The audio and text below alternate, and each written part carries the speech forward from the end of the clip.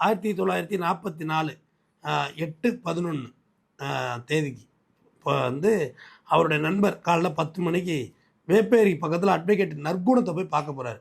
அப்போது சைக்கிள் ரிக்ஷாவில் பார்த்துட்டு வர்றாரு. புரசவாக்கத்தில் ஜெனரல் ஹார்லிக்ஸ் அந்த ரோட்டில் வர்றாரு.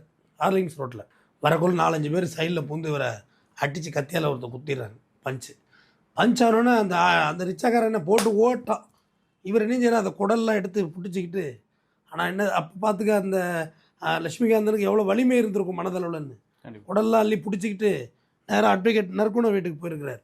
போய் குத்திட்டாருடா இன்னொன்று. ஐயோ நீ இரு அப்படின்னு சொல்லிட்டு ஹாஸ்பிட்டலுக்கு போகணும் முதல்லன்னு சொல்லிட்டு அந்த அட்வொகேட் என்ன செய்கிறாரு, ஒரு குருன்னு சொல்லியிருந்தார், நீ நேராக லட்சுமிகாந்தனோட போ, அவரோட கூடவே இரு, நேராக நீ ஹாஸ்பிட்டல் போ, ஜிஹெச் போ அப்படின்னு சொல்லக்குள்ள அப்போ இது இருக்குல்ல நம்ம வேப்பேரி போலீஸ் ஸ்டேஷன், அது வழியாக தான் போகணும். G1 வழியாக தான் போகணும். அப்போ போக்குள்ள வேப்பேரி இன்ஸ்பெக்டர் அங்கேருந்து ஓடியாடுறாரு.